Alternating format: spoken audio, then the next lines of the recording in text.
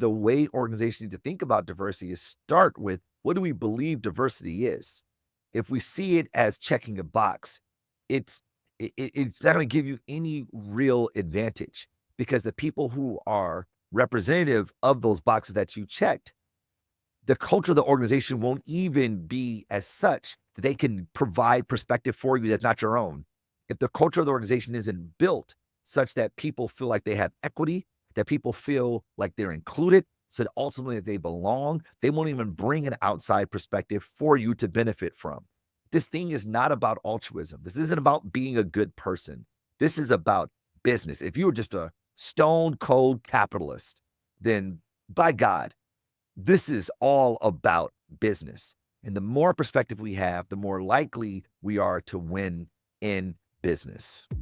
Welcome to the Internal Marketing Podcast, the unique podcast series that flips the marketing conversation from external to internal, exploring all the ways that companies can build the brand and drive growth by engaging and empowering its employees to become powerful ambassadors of the company brand. I'm your host, Kerry-Ann Stimpson, and I'm very happy to bring you this episode where we'll be talking about incorporating diversity, equity, and inclusion into internal marketing. But first, do you wonder if your internal emails are being read and engaged with?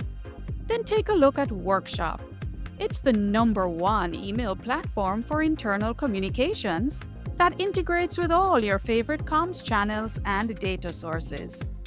With a tool like Workshop, you can easily track the results of your emails with real-time analytics. You can cross-post your messages to the channels your team uses the most, like Slack and SharePoint, and you can discover what content performs the best, so you can improve your internal communication strategy over time. Go beyond open rates to measure the effectiveness of your internal emails. Learn more at useworkshop.com. Now, let's jump into this conversation with my featured guest, Marcus Collins. Marcus is a professor at the University of Michigan's Ross School of Business, and he's also a best-selling author. And he'll be sharing about incorporating DE&I into your internal marketing. Hi, Marcus. Thank you so much for joining me. Welcome to the Internal Marketing Podcast. How are you? I'm doing quite well. Thanks so much for having me. I'm really delighted to be here. It's my pleasure to have you, and I'm really excited about this topic, as I would have mentioned to you back in the virtual green room. DE&I is really something that I wanted to dig into for this podcast because there's so many companies that have been and possibly are exploring how do they do internal marketing to their employees, which is very important and I'm personally excited about. But recognizing the diversity of the modern day workforce, in my view, talking about DE&I has to be a part of any company's exploration into internal marketing, which is really about engaging its employees in the why of the company, the mission, the vision, the purpose, and ultimately, of course, to empower them to be advocates of the brand, among other things. But the company would really have to recognize that the diversity of its workforce is something that they're going to have to be clued into, and appreciating what the principles of diversity, equity, and inclusion are and should be as they do market to their employees in that way. Yeah. I'm very, very excited about digging into this topic. But before we get into the meat of the conversation, Marcus, I have to appreciate that we have a very diverse audience of listeners from right across the world. And Yeah. of course, not everybody is au fait with what DE&I is exactly. Where did it come from? So I know you're the pro at this. So if you could just kick us off by kind of giving us the backstory, as it were, of DE&I and where it started, what it is, and what it's all about. Well, the historical framing of DE&I, diversity, equity, inclusion, came out of the civil rights in the civil rights movement in the 60s in the United States. And the idea of DE&I was about diversifying institutions and spaces where Black people were historically prohibited, right? They were unable to take part in. So diversity was about having more heterogeneity in spaces that were typically white. Equity was about allowing sort of access if you will, like an equitable access to opportunities. And inclusion was about feeling like you had permission to be there. And all these things were really in an effort to help drive uh, desegregation, remove the boot heel that the country had on the necks of African Americans here in this country, uh, due to uh, racial and racial prejudice, institutions and systems that kept Black people marginalized and oppressed. Over time, DNI evolved to not only be one about black the black race, but also the African diaspora more broadly in this country. But it started to include gender. It started to include able bodyism, like those who were handicapped, and all the many ways by which person's personhood might be described, the different monikers that make up sort of who we are and on our intersectionality. And the idea of DE&I was about making places and spaces for people so that they had so they had opportunity and ultimately could feel like they belong inside of our organization. I'm glad you clarified that because I was really getting the distinct impression as well that DE&I really moved beyond just Black people of African descent, but as you rightly mentioned, the gender, able bodyism, etc. So I'm glad you clarified that. So really and truly for an international audience, just to level set on that, I think any company in any country in the world that has a diverse workforce made up of people who could be construed as perhaps being in the minority or not in the mainstream. I think DEI is what I'm getting would certainly apply. Uh, but you know what's interesting, Marcus? I was actually in Maryland recently. I went to speak at an event at my alma mater, University of Maryland, College Park. Go Terps! And and the topic was the Black MBA Association and Latinx, and the topic was about, is DE&I dead? Mm, And I actually kind of was Googling that whole nomenclature, and there have been discussions I've been noticing in mainstream American media about DE&I dying or perhaps not being as regulated as it used to be. But mm. I'm not based in the US, so I'm not going to pretend to know about it, but I'd love to get your thoughts on whether or not it is dying. Why is that even a thing? Why is it being said? I'd love your insight in that. Well, I think that it's certainly under attack. That's for sure. Um, what we saw in uh, in in 2020, right in the middle of the pandemic, we saw public execution of George Floyd here in the States, in Minneapolis, Minnesota. And it became an awakening for the country. And there was much more discourse, much more attention, much more mindfulness and intentionality around DE&I efforts. And you almost saw the country do sort of a bit of about face, like, oh, we need to reconcile what's happening here. And this is during the pandemic. So we just saw it over and over and over and over and over again. It was, you couldn't unsee it.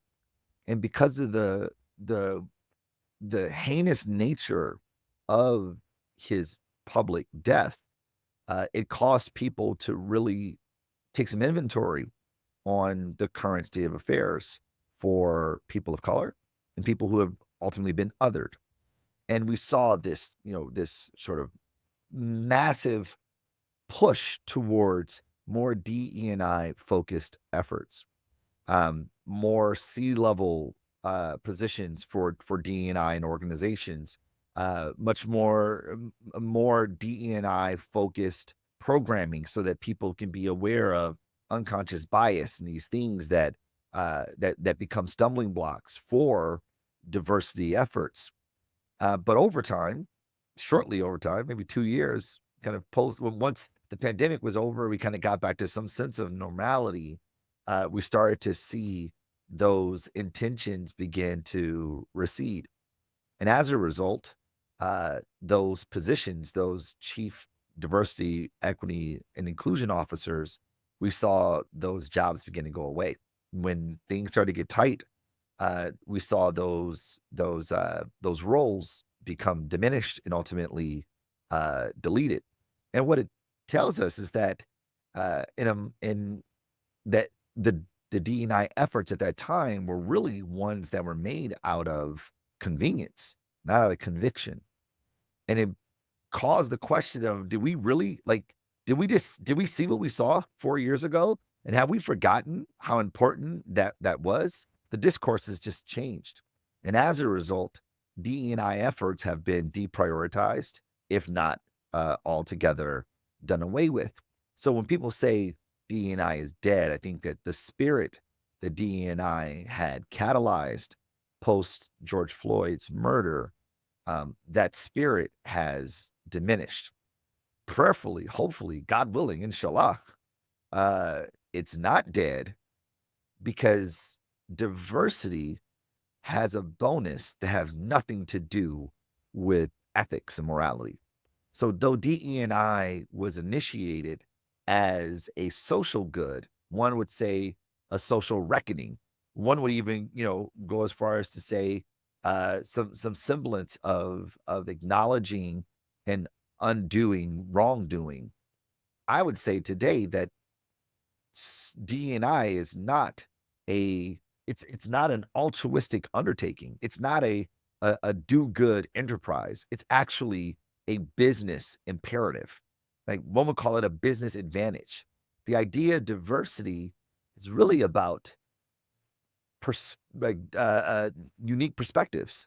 This is about seeing the world in ways that you haven't. It's about illuminating blind spots that keep business leaders, organizations, institutions, artists, politicians, and the like, that keeps these entities from seeing the world in a much more vivid and holistic lens. And so to not have that perspective is to walk through the world looking through a peephole, as opposed to the broad aperture that is our daily living. You mentioned business imperative, and for company leaders listening to this conversation right now, who, of course, are thinking about engaging their diverse workforces through internal marketing, I am certainly sensing that before that kind of a marketing engagement exists or happens, there has to be, to my mind, the requisite DE&I type policies and procedures that need to be in place that give employees that basic sense of comfort that the company really is serious about DE&I. And I mean, of course, you're a professor in school, at a business school. How do you suggest companies start as far as making sure that what are the kinds of policies and procedures DE&I related that companies need to make sure that they have in place? How do they make sure that that as a baseline exists? Yeah. So when a company thinks about their DE&I efforts, just like anything, it starts with, what do you believe? If your estimation of DE&I is an obligation that you half-heartedly have acquiesced to because of social pressures from society, or maybe social pressures inside your organization, that it's merely an acquiesce, not an imperative, not a core belief, then you're only going to do the bare minimum. You're going to check boxes, and you go, "Well, I don't see D&I working for me. It's keeping the heat off my back only, but like it's not like really doing anything." Well, that's when you look at diversity as a sense of tokenism. We have 4 Black people, we've got 7 women, we have some Hispanic folks, we have some LGBTQ plus folks, we got some Asian folks. We did it. We got it. It's in there. It's in there. And you go, okay. When you approach DE&I as a representative exercise, then it merely becomes a transactional thing. We have the numbers, we did diversity, but you don't benefit from what diversity actually brings you because you haven't institutionalized diversity from an ideological perspective. So what is diversity? Diversity legit is just heterogeneity. This is about having multiple perspectives to see the world.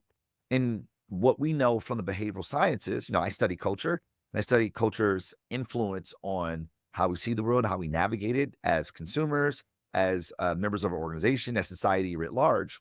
And what the literature tells us about daily living, about the way we see the world, is that things aren't the way they are the way that we are. That is, the way we see the world ultimately informs the way the world manifests, not because of what it is, but because of who we are. And I liken it to watching a basketball game.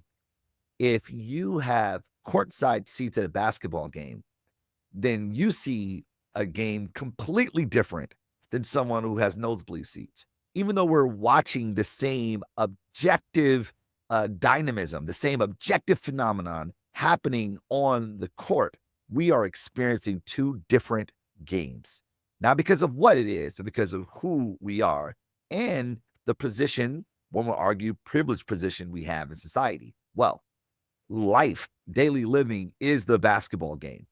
And the way you observe daily living, the way you observe life depends on the seat you have in the arena. The so is the same when it comes to our organizations, our companies, our institutions, right?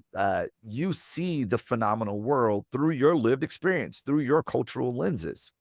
And if you want to see the world more vividly so that your company might be able to thrive in all the dynamism that is the world, you need to sit in more seats. You need more seats in the game of life. Therefore, diversity becomes an imperative for us to have more perspectives. Like the idea of hiring a Black person, an Asian person, Hispanic person, and all the many forms of what it means to be Hispanic, it's like all the many forms it means to be Asian, and all the many forms it means to be Black. The idea of having that diversity is just a proxy for perspective. But when we think that diversity means just shades of different shades of melanin, then you completely miss the point. So that's a long retort to your question, that the way organizations need to think about diversity is start with, what do we believe diversity is? If we see it as checking a box, it's it's not going to give you any real advantage, because the people who are representative of those boxes that you checked, the culture of the organization won't even be as such that they can provide perspective for you that's not your own. If the culture of the organization isn't built such that people feel like they have equity, that people feel like they're included, so that ultimately that they belong, they won't even bring an outside perspective for you to benefit from. This thing is not about altruism. This isn't about being a good person. This is about business. If you were just a stone cold capitalist, then by God, this is all about business. And the more perspective we have, the more likely we are to win in business. You mentioned culture, and I know, of course, based on your best-selling book, certainly an area of expertise of yours, and I'd love to dig in a little bit further for those companies. So you start from a place of, as a company, you have to start from what we believe. What do we truly believe? And if we believe this is an imperative and we're not just checking a box, for a company that really at the core of it believes in true diversity of presence and thought and incorporation and inclusion, what do those types of cultures look like? And I'd love for you to paint that picture. What does Yeah. that look like? But those cultures start with, because we believe this, because we see the world this way, we therefore navigate life a certain way, certain artifacts, behaviors, and language. For instance, so because we believe in diversity, that is, we believe in a heterogeneity with regards to a certain outcome, regards to what it means to be professional, and with regards to what it means to live life. Therefore, we don't have strict dress codes, because what is a dress code? A dress code is a signifier for what we deem to be normal. And normality is typically shaped by people who have power, and they're typically imposed among people who do not. Your semblance or your understanding of normality may be different than mine. But because you say this is the dress code that we demand, then therefore I push that upon you. And this isn't about like This isn't about like, we need to be dressed. This is that. This is like, like for hair, right? That in some companies, natural hair for Black people is considered not acceptable. It's not professional. Well, who deems that? Who deems what is professional in to that lens, right? That is to say that a professional aesthetic is only when it is congruent with a white aesthetic, which means then my personhood is not valued here. That I have to that I have to sort of shave that part of myself off just so that I can be normal. But if we believe in diversity, then there should be heterogeneity with regards to what it means to be professional.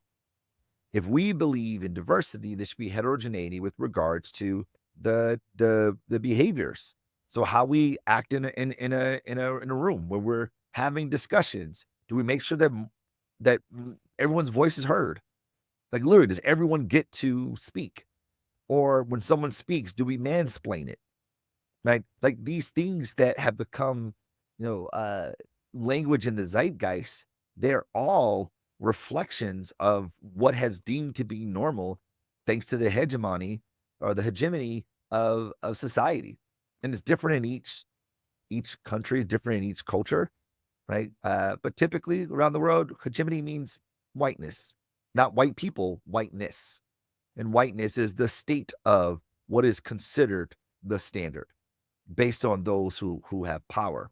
So for an organization to adopt a spirit and ethos of diversity, then it requires moving from we dictate what is the standard to we negotiate and construct standards collectively based on the many seats in the stadium and what they mean for us as a collective. Marcus, I'm sure in all of your research and all of your engagement around this topic, could you share with us examples of companies who are getting it right as far as DE&I incorporating those principles and how it comes out in their culture and how they engage their employees? I always love to hear great examples of companies who are doing what they should be doing as far as we're concerned. The truth of the matter is that it's really hard to say because Mm, in we're not in the companies where the decisions are being made.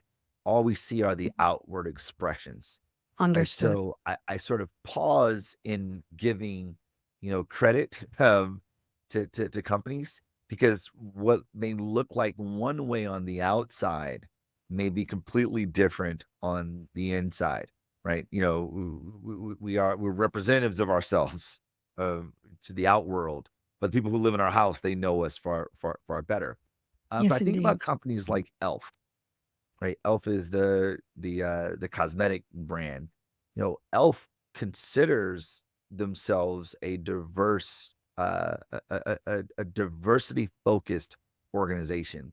And I had the great pleasure of giving a talk at one of their conferences, their all hands conference called Planet Cabo this year. And I got to watch them in action. And I was really blown away. I was blown away by uh, the way they talk to each other, the way they talk about themselves, and the way in which they engage each other. So when I talk about diversity, I mean diversity sort of writ large, um, with regards to race, gender, ethnicity, religion, able-bodiedism, and the like. And what I thought was interesting, even though the company is predominantly white, what I thought was interesting was the way in which they embrace people who don't look like them. The way in which they engage people who come from different walks of life, and they engage them in such a way that says that once you're an elf, you're family, and and they have their ESGs and all those things, but it's almost like they facilitate the people in the organization as those monikers that make up who you are is what makes you the special elf that you are, right? They call themselves elves. Elf. And I was really fascinated by that because to be someone on the outside and sort of visit their home, if you will, for a day or two, I was really impressed by the way they operate. But again, that was 2 days. Someone who lives it day in and day out, they'll be a better a better estimate of who's doing it well and who isn't. Yes, indeed. And it's so important to make that point because that's one of the reasons why internal marketing is so important is that companies spend so much time on external marketing to the customer, creating this awesome picture. And then when you talk to employees who are on the inside and they know what's going on underneath the rug, and they'll probably maybe tell a totally different story. It's so very important that companies live on the inside what they say they are to the That's right. customer on the outside. I mean, for those companies, Marcus, that recognize, again, going back to internal marketing, that if internal marketing is successful, it the success happens from where I sit at the core of employees having that connection to the company and the company brand. Yeah. Almost like an emotional connection to the extent that you see that this company really is aligned with your purpose as an individual and you feel a part of the broader vision. You realize you are important, you are valued, you are seen, you're heard. Uh, what, in your view, should companies be doing in their internal marketing to employees to really allow DE&I to come to life to create that connection?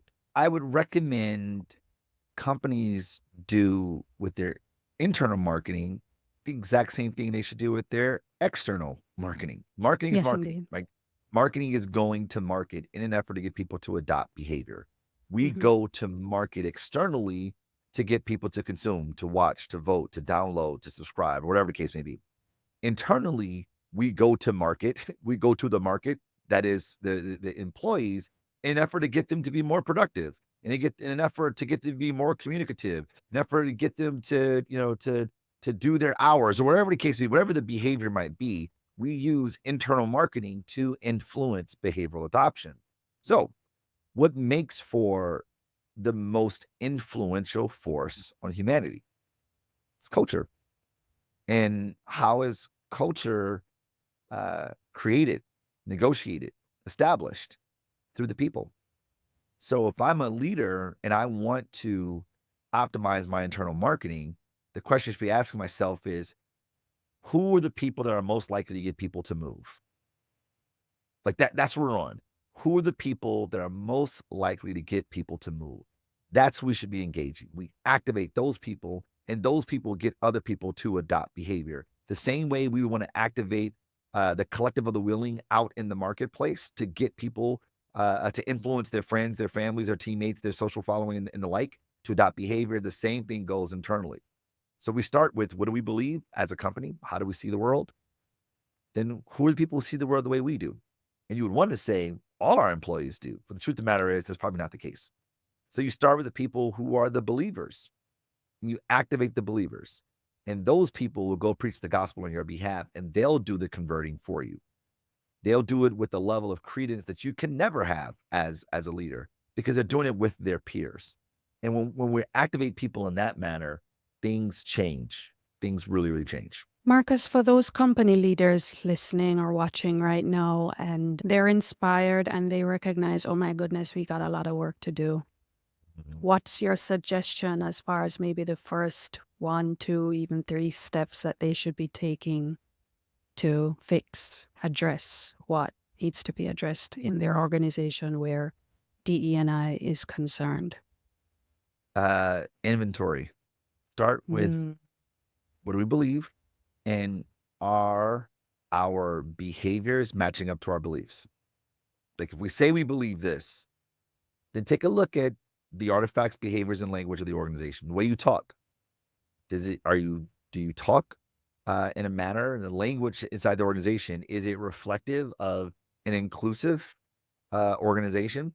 Right? The artifacts, like the human made objects that we use, are those things reflective uh, of a spirit of diversity?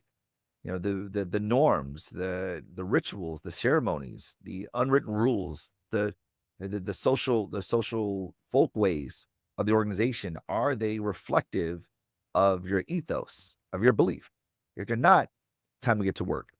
Thank you for that. Marcus, we're coming down now to the end of our conversation, and I'm at that point in each episode where I ask my wonderful guests about what do they believe is the key nugget, the key takeaway. So you would have been sharing all these wonderful insights with us throughout the conversation. And as hard as it is, if there was one key point that you'd love my audience to come away with today, having heard everything you would have shared, what would that be?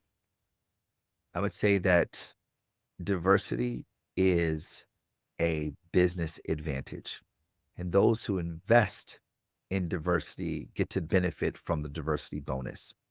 I have a colleague here at the University of Michigan. His name is Scott Page, and he does work in the quantifiable impact of diversity. He calls it the diversity bonus. And what his work has shown is that organizations that have heterogeneity in how they work, they outperform organizations that have a monolithic makeup, that they're mostly the same, right? They just empirically, they're outperformed by heterogeneous groups. Therefore, empirically, if we want to optimize our business, our organization, our teams, then diversity becomes a really powerful, impactful lever that we can pull. Not because it's a good thing, even though it is good, not because it's an act of altruism, even though it is, but because it is a business advantage. And as leaders, it's our responsibility to take advantage of our advantage, especially when it comes to ethical matters. Thank you. So, Marcus, thank you so much again for sharing, taking the time, first of all, out of your very busy schedule to come and share. And my final question, as I ask all my wonderful guests, is how can we, the internal marketing tribe, support you, Marcus? Oh, wow. I'm grateful for that question. Go preach the gospel. I wrote a book called For the Culture, The Power Behind What We Buy, What We Do, and Who We Want to Be. I wrote this book to help leaders, managers, marketers, entrepreneurs, politicians, activists, and regular Joe Schmoes have a better understanding of what culture is, have a better Rosetta Stone to describe it, but also be able to operationalize it by interrogating the mechanisms that make up culture so that we might be able to navigate it in much more impactful ways, in much more responsible ways, and ultimately have a bit more agency in our day-to-day lives. So the ask is, if you haven't already, check out the book, check out the work. And if you feel so moved, go preach the gospel to someone else. Absolutely. And we'll definitely include links to how they can get your book and connect with you in the show notes. You have a website as well. And you're on LinkedIn. Well, LinkedIn is how I found you. Yes, indeed. So LinkedIn, and we'll include those links in the show notes so folks can go there and connect and, of course, get your awesome book. Thank you so much, Marcus, for your time and your expertise. I'm sure this discussion certainly would have been enlightening, but also inspiring as well, because there's still a lot of work to be done where the whole matter of diversity, equity, and inclusion is concerned. And as you say, for any business who is desirous of creating that advantage, it really is an imperative. And certainly from an internal marketing perspective, if we want to engage and empower our employees, all employees, all of them need to feel that connection. They have to feel that value, and companies need to start from what they believe and who they are. And so Amen. Thank you so much, Marcus. We appreciate you. Thank you for tuning in to another episode of the Internal Marketing Podcast. I'm sure you got some great takeaways from this conversation. And if you haven't already subscribed to the Internal Marketing Podcast, then please join the tribe. And don't forget to leave a review and share this podcast with anyone whom you believe will find it valuable as well. I'm your host, Kerry-Ann Stimson, and I look forward to your joining me next time.